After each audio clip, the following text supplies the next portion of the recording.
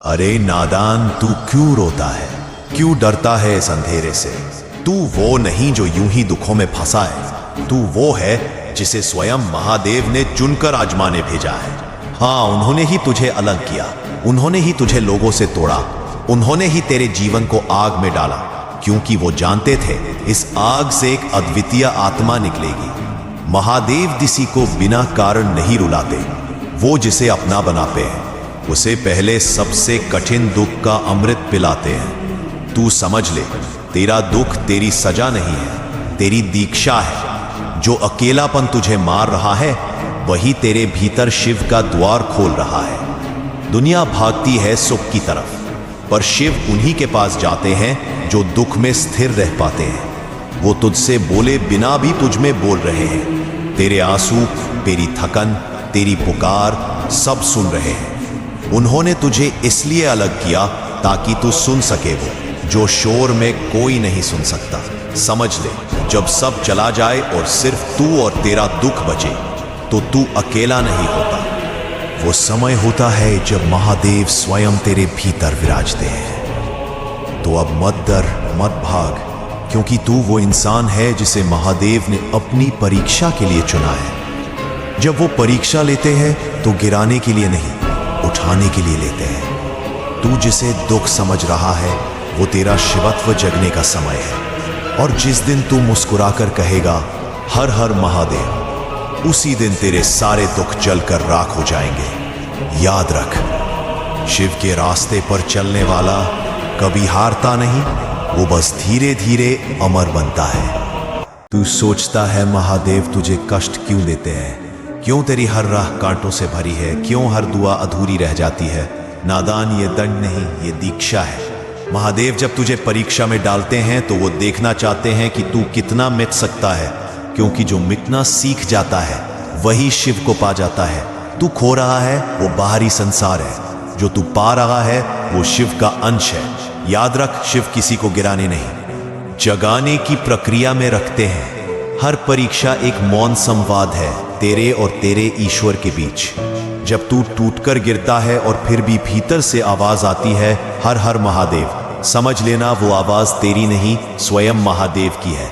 शिव को देख, वो कभी सिखाते नहीं, बस करवाते हैं। वो जीवन में ऐसे हालात भेजते हैं कि तू खुद को जान सके। वो तुझे अंधेरे में फेंकते हैं ताकि तू अपनी रोशनी पहचान सके। वो तुझे खोने देते हैं ताकि तू अपनी आत्मा पा सके। जो इंसान शिव की परीक्षा सह लेता है वो फिर किसी भय, किसी मृत्यु, किसी हानि से नहीं डरता, क्योंकि उसके भीतर काल के पिता का अंश जलने लगता है। और वही अंश, वही ज्योति तेरी पूरी नियति बदल देती है। इसलिए जब जीवन तुझसे कहे अब नहीं हो पाएगा तो तू मुस्कुरा कर कह देना, अब तो शिव मेरे भीतर जाग चुके हैं। हर पीड़ा, हर निराशा, हर तिरस्कार सब तेरी परीक्षा के प्रश्न थे और तू उनका उत्तर बन चुका है। तू अब वही नहीं जो पहले था। अब तेरे भीतर शिव का अंश बोलता है। अब तेरे कर्मों में तप की गंध है। अब तेरे मौन में शक्ति है। जो महादेव की परीक्षा में खरा उतर गया वो फिर किसी ताज का भूखा नहीं रहता, क्योंकि उसे अपने भीतर महाकाल का सिंहासन मिल चुका होता है। याद रख, शिव की परीक्षा कठिन है लेकिन उसका परिणाम अमरत्व है। तू अब साधारण नहीं रहा, तू स्वयं एक जागृत आत्मा है। एक समय आता है जब तू सब हार देता है, सपने, लोग, उम्मीदें, यहां तक कि खुद पर का भरोसा भी। तू बस रह जाता है एक खाली खोल, एक टूटी आत्मा, और तुझे लगता है अब बस कुछ नहीं बचा।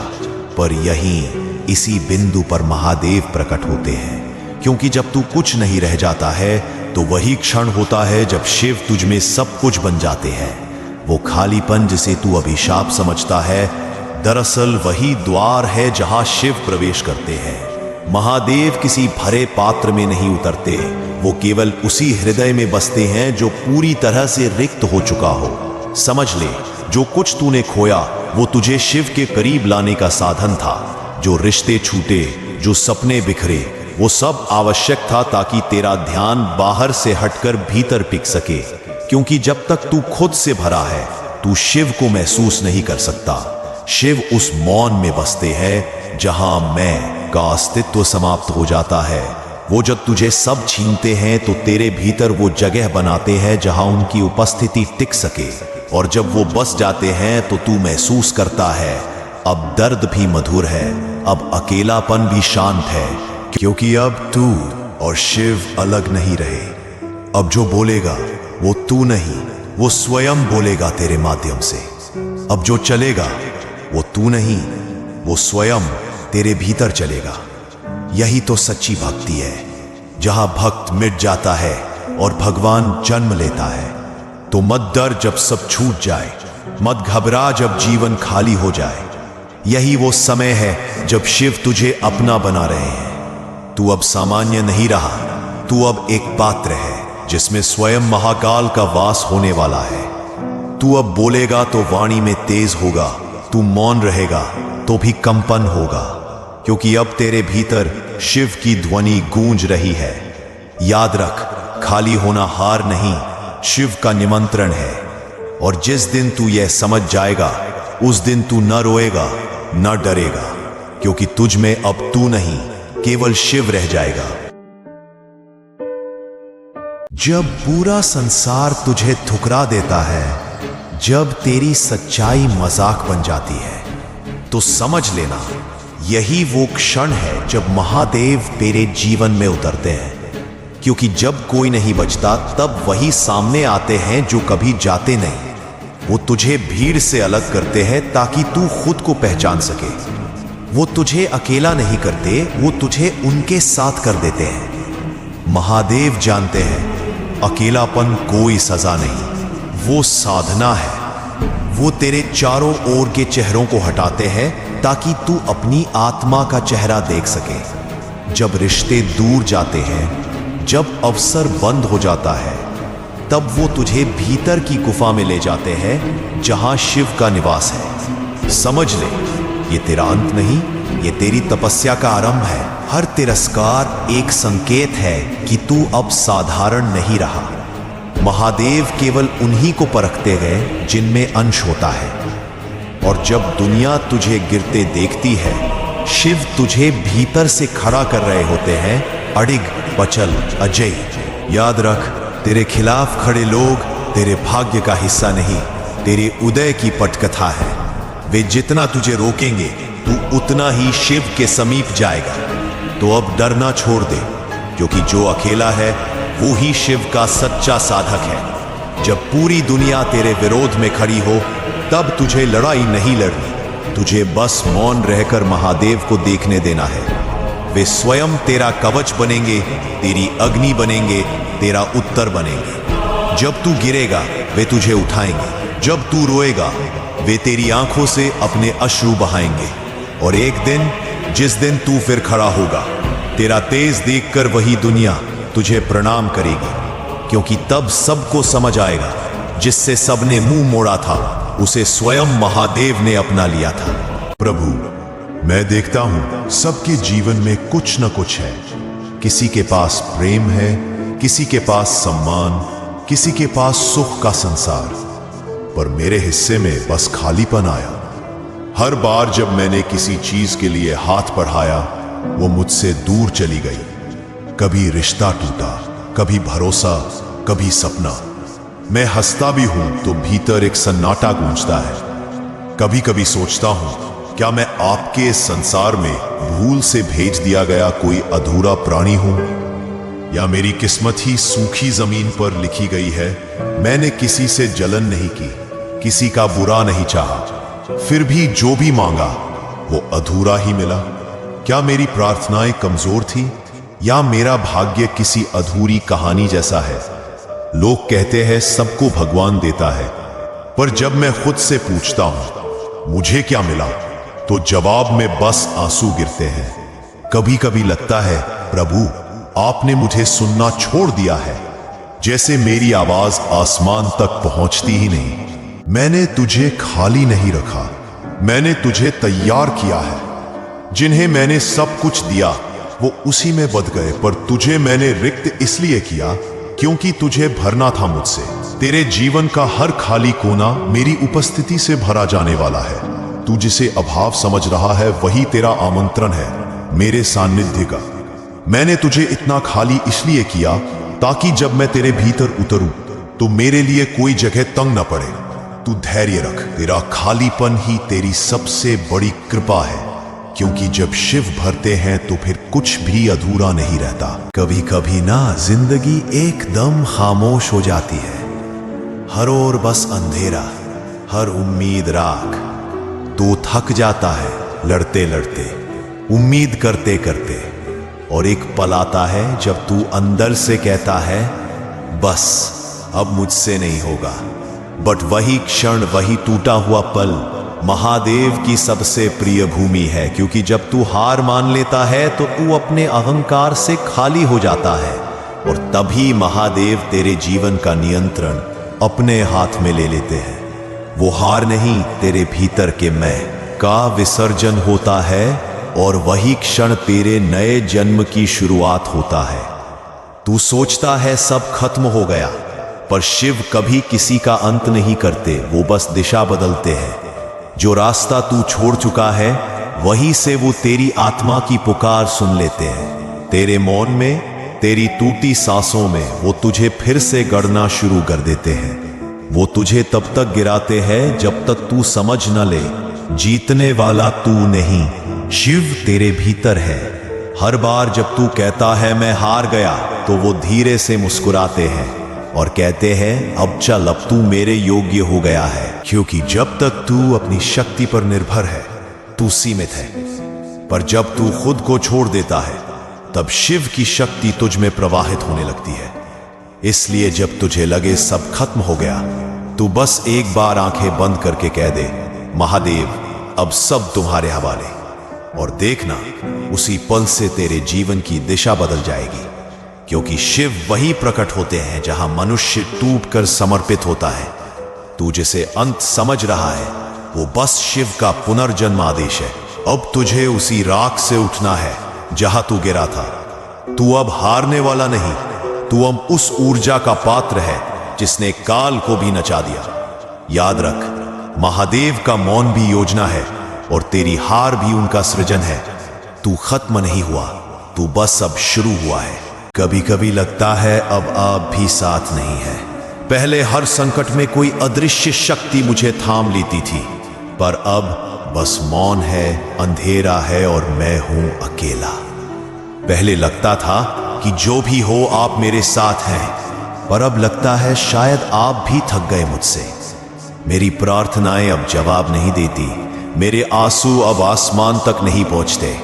क्या मैं वाकई आपकी नजरों से उतर गया हूं भोले, या ये दूरी मेरी अपनी गलती है? हर रोज मैं खुद से पूछता हूं, क्या मैं अभी भी आपका हूं? जब कोई सहारा नहीं बचता तो बस आपका नाम लेता हूं, पर कभी कभी वो नाम भी दिल में भारी पड़ने लगता है। आप कहते हैं मैं सर्वत्र हूं, पर जब मैं टूटता हूं तो वो सर्वत्रता क्यों मौन हो जाती है? क्यों हर बार जब मुझे सबसे ज्यादा आपकी जरूरत होती है तब आप जैसे कहीं दूर चले जाते हैं?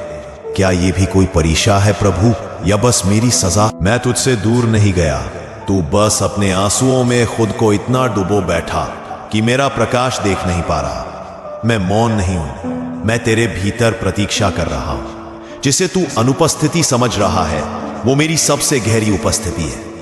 क्योंकि जब मैं पास होता हूं तो शब्द नहीं, अनुभूति है बोलती है। मैंने तुझे अकेला इसलिए रखा ताकि तू दूसरों पर नहीं खुद पर भरोसा करना सीख सके। जब तू रोता है मैं तेरे साथ रोता हूं, जब तू गिरता है मैं तेरे भीतर खड़ा हो जाता हूं। याद रख, मेरा साथ आवाज नहीं करता, एहसास करता है। इसलिए मत कहना कि मैं नहीं हूं, क्योंकि तू जहां भी है वही तो मैं हूं। जिसे मैंने दिल से चाहा वही सबसे दूर चला गया, जिसे मैंने सच्चे मन से अपनाया उसी ने मुझे सबसे गहराई से छोड़ा। मैंने कभी किसी से छल नहीं किया, फिर भी हर रिश्ते का अंत मुझ पर ही आया। हर बार जब मैंने किसी को खोया ऐसा लगा जैसे मेरी आत्मा का एक हिस्सा मुझसे छिन गया। कभी कभी तो ऐसा लगता है कि आपने ही मेरे हिस्से के लोग मेरे हिस्से की खुशियां ले ली, क्योंकि शायद मैं प्यार के लायक नहीं हूं। क्या यही सच्चाई है? मैंने कभी आपसे कुछ मांगा नहीं, सिवाय इस इच्छा के कि मेरे अपने मेरे साथ रहे। पर अब जब सब जा चुके हैं मेरे पास बस खामोशी और आपका नाम रह गया है। कभी सोचता हूं, क्या यह सजा है या संकेत? क्या मेरी लगन, मेरी निष्ठा कम थी? क्यों हर बार जिसे दिल से चाहता हूं वही चला जाता है? क्या यह दुनिया इतनी निर्दयी है, या आप मुझे किसी अनदेखे सच के लिए तैयार कर रहे हैं? यह तेरा दोष नहीं, यह तेरी नियति नहीं, यह तेरी यात्रा है। जिसे तूने दिल से चाहा वो तेरा नुकसान नहीं, तेरा माध्यम था। हर व्यक्ति, हर रिश्ता, हर विदाई मेरी योजना का हिस्सा है, तुझे खाली करने का, गहराई सिखाने का माध्यम। जो चला गया वो तुझे खाली नहीं कर गया, वो तेरा हृदय विशाल कर गया, ताकि मैं उसमें बस सकूं। मैंने तुझे इसलिए अलग किया क्योंकि जिनसे तू प्रेम करता था वो तुझे मेरे प्रेम से दूर कर रहे थे। तू अभी नहीं समझ पाएगा, पर जिस दिन समझेगा तू इस दर्द के लिए भी मुझे धन्यवाद देगा। तू मत रो, जो चला गया उसने जगह छोड़ी है जिसे मैं खुद भरने आ रहा हूं। महाशिव पुराण दिन 40। शिव और शक्ति का अद्वैत, अर्धनारीश्वर रूप का रहस्य। जब संसार ने स्त्री और पुरुष को अलग समझा, तब शिव ने अपने शरीर से उत्तर दिया, मैं अकेला अधूरा हूं। और तभी प्रकट हुआ अर्धनारीश्वर, एक शरीर दो शक्तियां, शिव और शक्ति का अद्वैत रूप। यह कोई प्रतीक मात्र नहीं था, यह ब्रह्मांड का मूल सिद्धांत था कि सृजन तभी संभव है जब शिव में शक्ति हो और शक्ति में शिव। अर्धनारीश्वर रूप में आधा अंग शिव का है, शांत, तपस्वी, सन्यासी, और आधा शक्ति का, जागृत, सृजनशील, मातृभाव से पूर्ण। यह रूप हमें सिखाता है कि स्त्री और पुरुष विरोध नहीं, पूरक है। जहां शिव है वहां शक्ति भी है, और जहां शक्ति है वहां शिव भी स्वयं प्रकट हो जाते हैं। इस रूप का रहस्य यह है, एकता वही है जहां भिन्नता स्वीकार हो। शिव ने कभी शक्ति को अपने से अलग नहीं किया, उन्होंने उसे अपने भीतर स्थान दिया, अपने हृदय में नहीं, अपने शरीर में। अर्धनारीश्वर हमें यही सिखाता है कि संपूर्णता केवल समर्पण और संतुलन से आती है। न स्त्री ऊपर न पुरुष नीचे, दोनों एक ही चेतना के दो रूप है। महाशिव पुराण दिन 20। विषय शिव की माया। जब सृष्टि भी भ्रम बन गई, तू जिसे सृष्टि समझता है वो सिर्फ एक पर्दा है, उसके पीछे एक मौन खड़ा है, शिव। जब ब्रह्मांड की पहली सांस चली, जब समय ने पहली बार आंखें खोली, तब भी कोई नहीं जानता था कि आरंभ क्या है। और जब सब कुछ खत्म हो जाएगा, तब भी एक ही नाम शेष रहेगा, महादेव, शिव। ना तो आदि है ना अंत, वो ना जन्मे थे ना मरेंगे।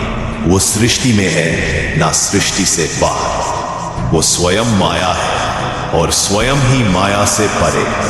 जब देवताओं ने पूछा, हे प्रभु ये सृष्टि क्या है, शिव मुस्कुराए, ये जो तुम देख रहे हो, नाम रूप रिश्ते समय संसार सब भ्रम है। मैंने इसे इसलिए रचा ताकि तुम स्वयं को पहचान सको। हर रंग, हर चेहरा, हर भावना बस एक झलक है शिव की। लेकिन जब तुम इन्हीं में उलझ जाओ तो वो माया बन जाती है, और जब तुम इन्हें छोड़कर भीतर जाओ तो वही माया मोक्ष का द्वार बन जाती है। शिव को देखने के लिए आंखें नहीं चाहिए, आत्मा को जलाना पड़ता है, माया के पर्दे हटाने पड़ते हैं, अपने आप को भस्म करना पड़ता है। क्योंकि शिव न बाहर है, वो तो वही है जहां तुमने अब तक देखा ही नहीं।